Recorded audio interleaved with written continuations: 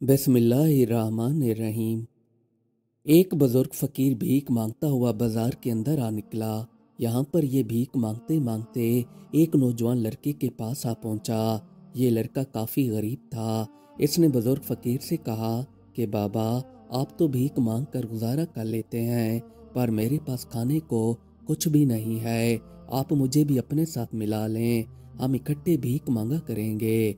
बुजुर्ग ने लड़के को जवाब दिया कि बेटा, मैं तो मजबूरी की वजह से लोगों के आगे हाथ फैलाता हूँ, पर तुम तो नौजवान हो, तुम मेहनत मजदूरी करके खा सकते हो। अब मुझसे तो मेहनत मजदूरी हो नहीं सकती कि मैं इस बुढ़ापे में मजदूरी करके खा सकता, वरना मैं कभी भी दर दर जाकर भीख न मांगता। इसलिए बेहतर है तुम मेहनत मजदूरी करो। लड़के ने बुजुर्ग भिखारी की एक भी ना सुनी और अपनी जिद पर अटल हो गया कि नहीं, मैं आपके साथ ही भीख मांगा करूंगा। अब मुझसे भूख बर्दाश्त नहीं होती, मैं काफी भूखा रहता हूँ। चलो कम से कम 2 वक्त का खाना मिल जाएगा, यही काफी है। अब बुजुर्ग ने देखा लड़का इनकी एक भी बात नहीं मानेगा। फिर बुजुर्ग ने मजबूरन लड़के को कहा, चलो ठीक है, जैसी तुम्हारी मर्जी।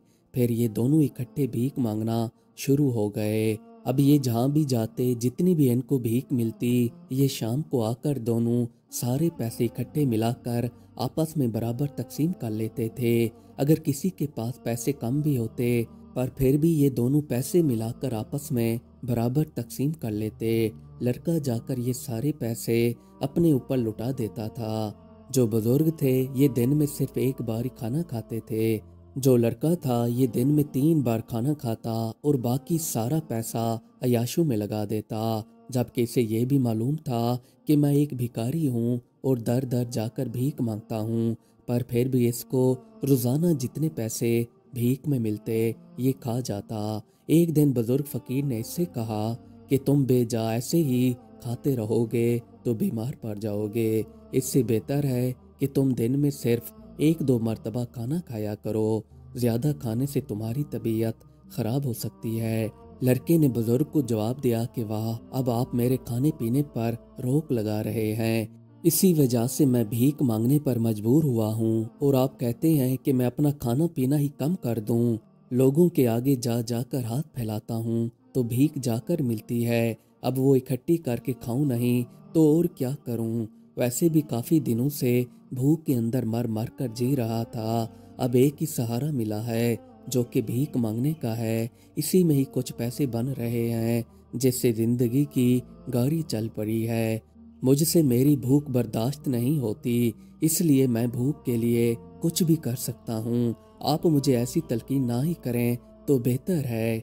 लड़के ने बुजुर्ग की बात एक कान से सुनी और दूसरे कान से निकाल दी। एक दिन ये दोनों बैठे हुए थे तो लड़के ने बुजुर्ग से कहा कि आजकल हमें इस इलाके के अंदर इतनी ज्यादा भीख नहीं मिल रही, हमें चाहिए कि किसी दूसरे शहर में जाकर वहां पर भीख मांगते हैं। बुजुर्ग ने कहा कि बेटा देखो, जितना मिल रहा है इस पर ही राजी रहो, तुम क्यों ऐसे इधर उधर फिरने पर तुले हुए हो। मैं तो कहता हूँ तुम जाकर कोई मेहनत मजदूरी करो और इसी से ही अपना गुजारा चलाओ। लड़के ने कहा कि मुझे आपकी बातों का कोई भी असर नहीं पड़ता। अगर आपने कल को मेरे साथ दूसरे शहर जाना है तो ठीक है, अगर नहीं जाना तो मैं अकेला चला जाऊंगा। बुजुर्ग ने कहा कि चलो ठीक है, हम दोनों कल इकट्ठे नए शहर चलेंगे। जैसे सुबह हुई तो ये दोनों भीख मांगते हुए एक नए शहर आ पहुंचे।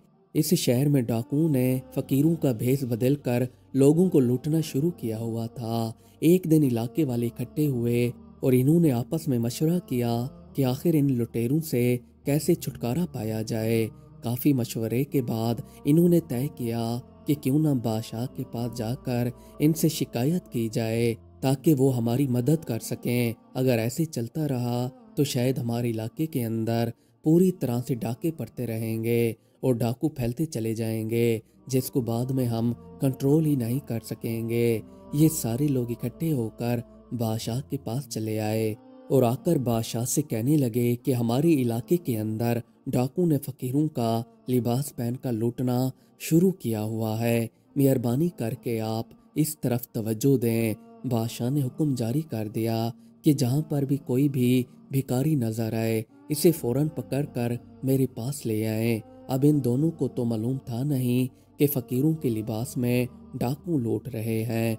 ये दोनों बुजुर्ग फकीर और ये लड़का एक चौक पर आकर भीख मांगने लगे। कुछ ही देर में यहाँ से बादशाह के सिपाही गुजर रहे थे। इन्होंने जब इन दोनों को भीख मांगते हुए देखा तो सिपाहियों ने इनको पकड़ लिया और पकड़कर सीधा बादशाह के पास ले आए। बादशाह ने इनसे पूछा कि बताओ आप लोग चोरियां क्यों करते हो। ये कहने लगे कि हम तो इस शहर में अभी नए आए हुए हैं और आज ही हमारा पहला दिन था। बुजुर्ग फकीर ने बादशाह से कहा कि बादशाह सलामत, हम तो गरीब लोग हैं, इधर उधर से भीख मांग कर गुजारा करते हैं, पर आप तो हम पर चोरी का इल्जाम लगा रहे हैं जबकि हम चोर नहीं हैं। बादशाह ने कहा कि आप जैसे लोग भेष बदल कर दीन को बदनाम करते हैं और शाम को आकर लोगों को लूट लेते हैं, इससे बेहतर है आप एतराफ़ कर लें, वरना मुझे आपसे चोरी कबूल कराने में देर नहीं लगेगी। फकीर बुजुर्ग ने कहा कि बादशाह सलामत, अगर हम चोर होते तो तस्लीम कर लेते, पर हम चोर नहीं हैं, इसलिए आप हमारे साथ जो करना चाहें कर सकते हैं, क्योंकि आप बादशाह हैं पर हम बेबस हैं, हम कुछ नहीं कर सकते। बादशाह ने उसी वक्त हुक्म दे दिया कि इन दोनों को मुसलसल 3 दिन तक कैद खाने के अंदर डाल दिया जाए और इन्हें खाने पीने को कुछ भी ना दिया जाए जब तक ये दोनों अपना जुर्म कबूल नहीं कर लेते। बादशाह के सिपाही इनको कैद खाने में ले आए और इनको जेल में लाकर कैद कर दिया। मुसलसल 3 दिन तक इनको कुछ खाने पीने को नहीं दिया गया। 3 दिन के बाद जब दरवाज़ा खोला गया तो लड़का मर चुका था। जो बुजुर्ग फकीर था वो वैसे का वैसे बैठा था। सिपाहियों ने जब ये मंजर देखा तो काफ़ी हैरान हो गए और बुजुर्ग को सीधा बादशाह के पास ले आए। सिपाहियों ने आकर बादशाह को बताया कि जो लड़का था वो मर गया है और ये बुजुर्ग फकीर जिंदा बचा है। बादशाह ने जब ये बात सुनी तो काफ़ी हैरान हो गया और इसने बुजुर्ग फकीर से कहा कि मुझे एक बात समझ नहीं आई कि लड़का तो नौजवान था जबकि वो बच जाता और ये बुजुर्ग तो ज़ईफुल उमर था, ये कैसे बच गया। बादशाह ने बुजुर्ग से कहा कि आप कैसे बच गए, जेल की सख्ती आपने कैसे बर्दाश्त कर ली, जबकि लड़के की जगह आज आपको होना चाहिए था। ये तो उलट हुआ है, लड़का चल बसा और आप बच गए, आखिर इसमें क्या राज है। बुजुर्ग फकीर ने बादशाह को जवाब दिया कि वो लड़का जो था उसको भूख ज्यादा लगती थी, वो दिन में 3 से 4 बार खाना खाता था और मैं दिन में सिर्फ 1 मर्तबा ही खाना खाता था। मैं भूख को बर्दाश्त करने का आदी था, वो लड़का भूख को बर्दाश्त करने का आदी नहीं था, इसलिए उससे भूख बर्दाश्त नहीं हो पाई और वो अपनी जान से हाथ धो बैठा।